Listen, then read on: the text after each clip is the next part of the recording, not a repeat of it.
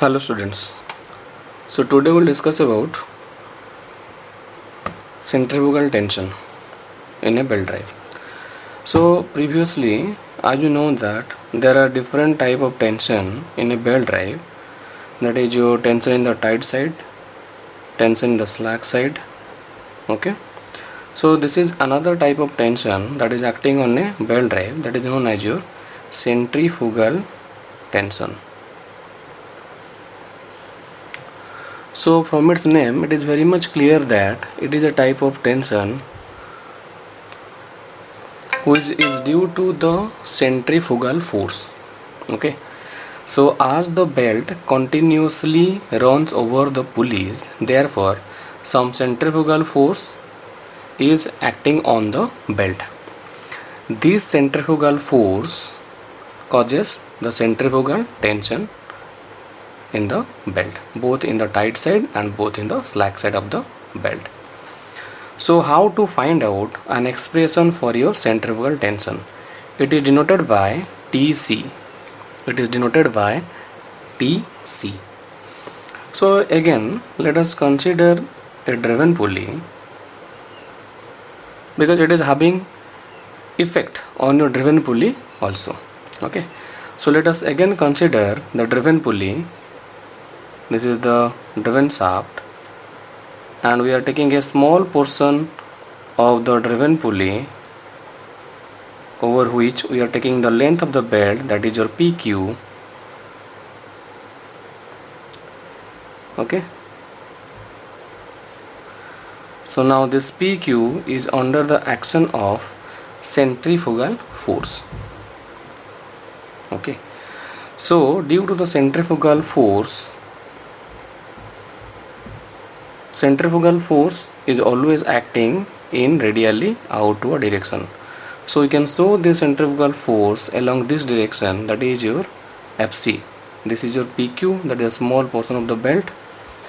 Okay, and this is your FC. So when the belt is under the action of your FC, then there will be tension developed in the belt, and this tension can be characterized by TC.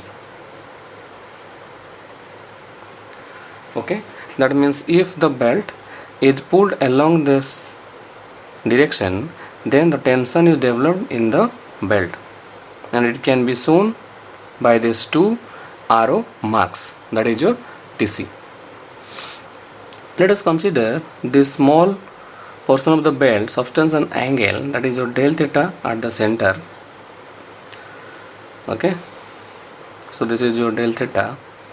So as we have already found that this TC also makes angle here, that is your what? If I take this one and this is the horizontal, then this is the angle, that is your del theta by 2, and here also the angle del theta by 2. Okay, because this is del theta, so this is del theta by 2. Again this is 90 degree. Okay, this is 90 degree. This is 90 minus del theta by 2, so this is 90 degree. So this is 90 minus del theta by 2, so this is del theta by 2. So it is a matter of fact that when the belt speed is less than 10 meter per second, then this centrifugal tension is very small. Okay, is very small when it is less than 10 meter, when the belt speed is less than 10 meter per second. But if it is more than that of your 10 meter per second, then the centrifugal tension is considerable and we have to take it into account. Remember that. So here 10 meter per second, that plays an important role. If the belt speed is less than this, then we can neglect your centrifugal tension, whereas if it is more than that of 10 meter per second, then we have to consider the centrifugal tension into account. Okay, so in order to find out an expression for your centrifugal tension, let us consider M. M be the mass of the belt per unit length of the belt. M is what? M is the mass of the belt per unit length in kg. Let us consider v is the linear velocity of the belt. V is the linear velocity of the belt, that is in meter per second. R is the radius of the pulley, radius of the pulley. Tc is the centrifugal tension.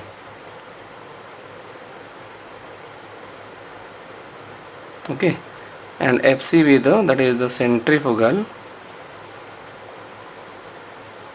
force, that is tension induced due to centrifugal force. This is centrifugal force. Okay. So here we know that the length of the belt,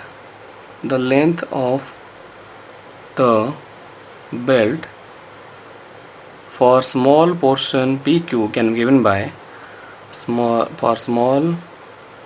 portion PQ. That means this length is equal to your R d theta, or del theta we can write R del theta. Okay. If we consider m is the mass of the belt per unit length of the belt, then for this much length what is the mass? So we can write the mass of the belt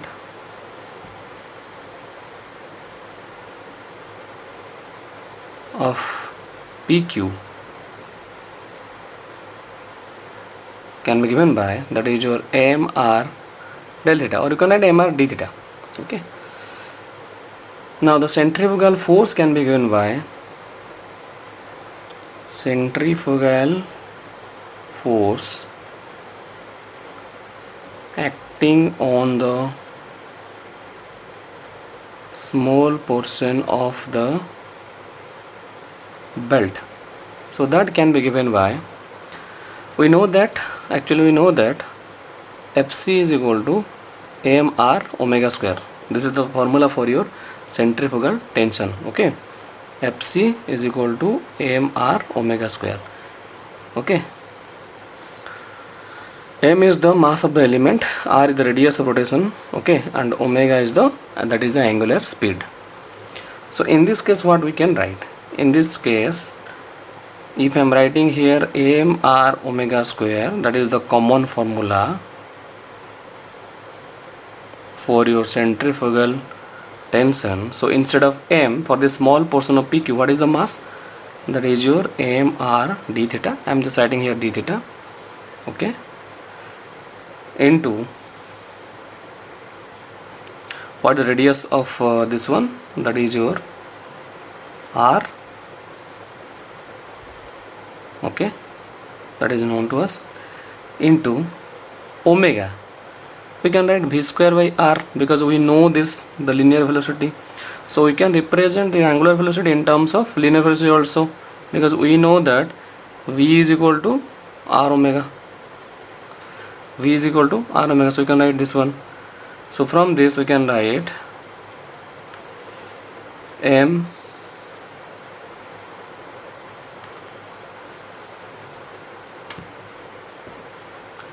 r d theta, m r d theta into v square.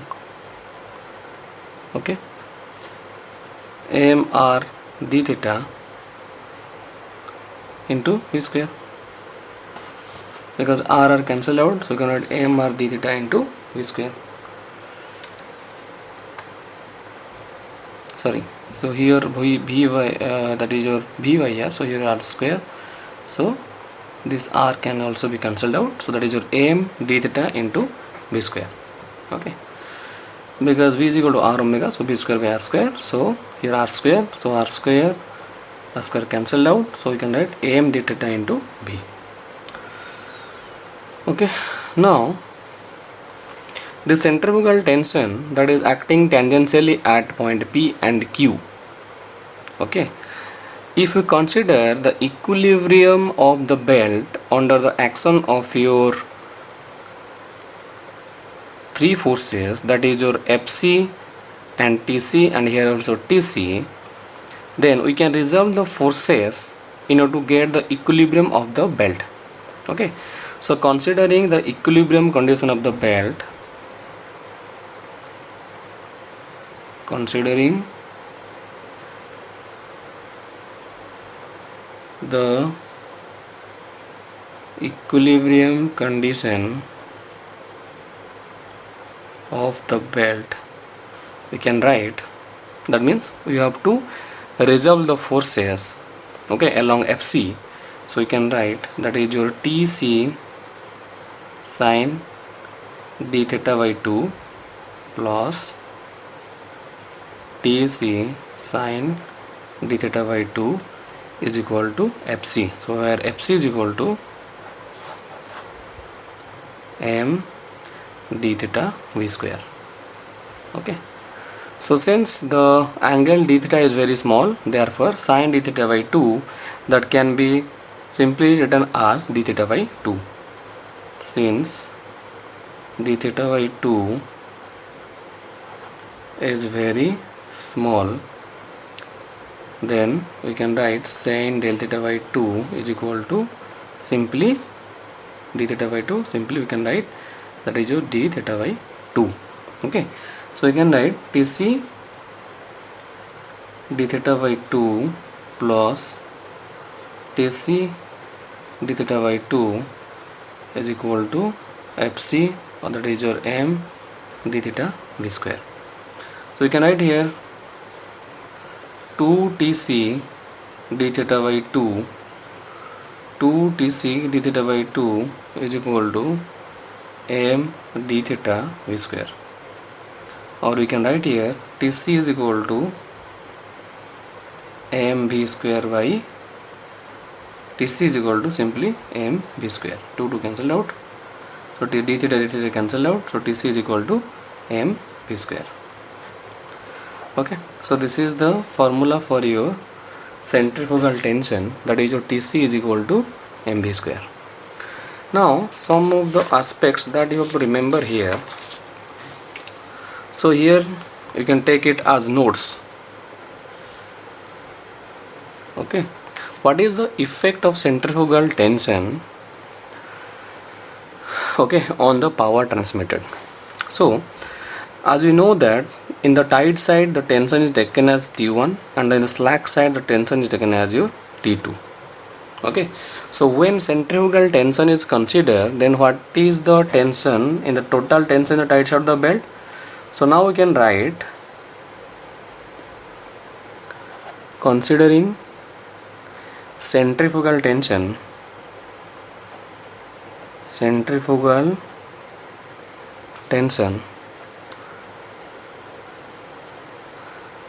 the total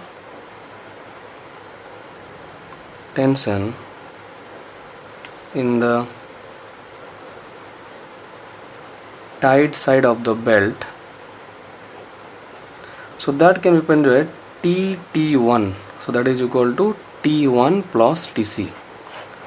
So this represents your total tension in the tight side of the belt. In the similar manner, the total tension in the slack side of the belt can be given by T2 plus Tc, because as we know that if this is the pulley, okay, and here this is the belt tension, this is a small portion of the belt, here the tension is your T2 and here the tension is your T1, that means this is the tight side and this is the slack side. Again along this direction we can take Tc here, he can take also Tc. So what is the total tension in the tight side? That is your T1 plus Tc, and what is the total tension in the slack side? That is T2 plus Tc. Now how it affects, if you consider the centrifugal tension, how it affects your power transmitted. Okay, So power transmitted can be given by power transmitted by belt. As we know that previously it is P is equal to T1 minus T2 into V. Tension in the tight side, tension in the slack side, V is the belt velocity. Okay, but now it can be written as, okay, that is your, now instead of T1, because now the tight side tension is not T1, it is T1 plus TC. Okay, so here we can write that means that is total tension T1 minus TT2 into V. Okay, so you can write that is your T1 plus TC. Instead of T1 you can write T1 plus TC minus T2 plus TC into V. So again we can write T1 plus TC minus T2 minus TC into V. So here TC cancelled out, so T1 minus T2 into V. It is same to that of the previous one. Okay, it means that TC does not affect the power transmitted by the belt. It is same as before. Okay, it means that the centrifugal tension has no effect on the power transmitted. Okay, so remember that one. The ratio of the driving tensions can be given by, if you consider the ratio of the driving tension, okay, so this is suppose 1, this is 2 and this is 3. We know that ratio of driving tension, that is your T1 by T2 is equal to e to the power mu theta. Okay, or we can write in terms of logarithm for 2.3 log, that is your T1 by T2 is equal to simply mu theta. We know that one. But now this can be written as 2.3 log T1 minus TC divided by T1 T2 minus TC is equal to mu theta. Okay, where T1 is the maximum or total tension in the belt. Okay, or simply here you can add TC, T1 plus TC, and here you can write that is your T2. Instead of T1 we can write T1 minus TC, and here you can write T2, that is your T2 minus TC. Why I am writing in this form?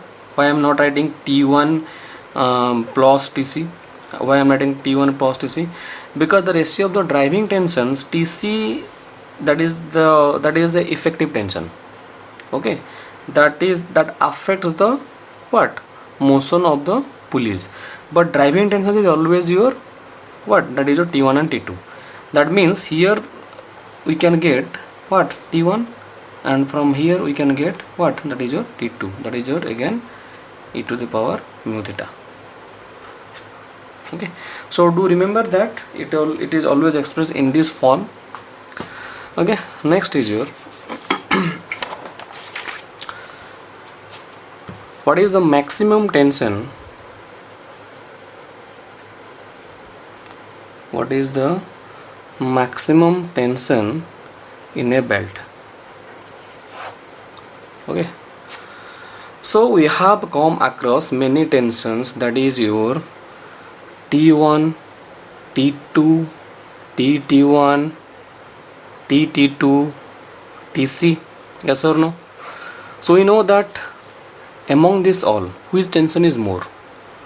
This tension is more, because here we consider your TC. Yes or no? So how we can represent the maximum tension in a belt? Obviously here TT1 is the maximum tension in the belt, that is considering the centrifugal tension. Okay, if centrifugal tension is not considered, then T1 is the maximum tension in the belt. Do remember that? If we consider the centrifugal tension, then T1 is the maximum tension. If you do not consider centrifugal tension, then T1 is the maximum tension, because this is the tension in the tight side. Okay, In another form, we can also represent the maximum tension in a belt. Okay, let us consider sigma B is the maximum stress induced in the belt. Maximum stress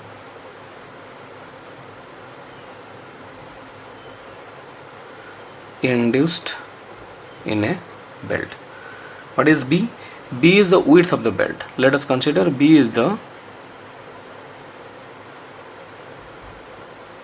width of the belt. If this is the belt passing over a pulley, okay, so this is the thickness, okay, this is thickness, and here this is the width. This is the width.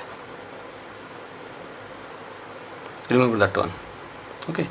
And T is the thickness of the belt. Thickness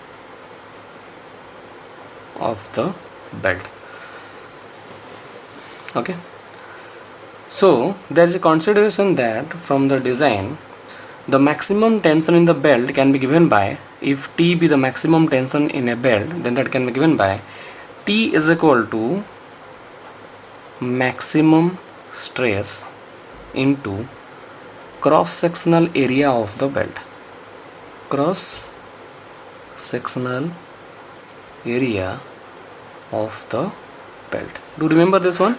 So where T is what? T is the maximum tension in the belt. So you can write here sigma into B into T. So T is equal to sigma B into T, because B into T, that gives the area, cross sectional area.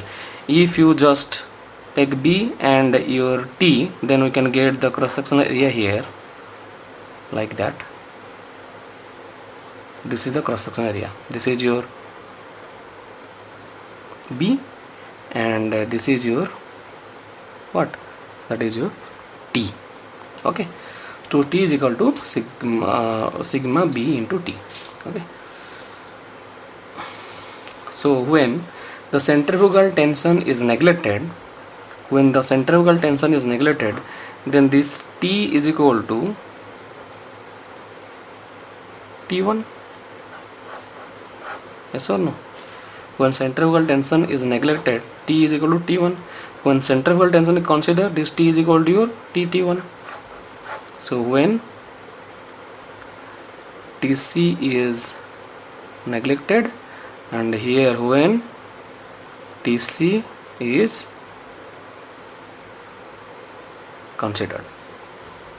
Okay, that means here this T value is equal to T1 and this T value is also equal to TT1. Okay, but the condition is that whenever TC is neglected, then this T value is simply equal to T1 because there is no TC. And whenever the centrifugal tension is considered, then this T value is equal to your TT1. Okay, so that thing you have to remember here.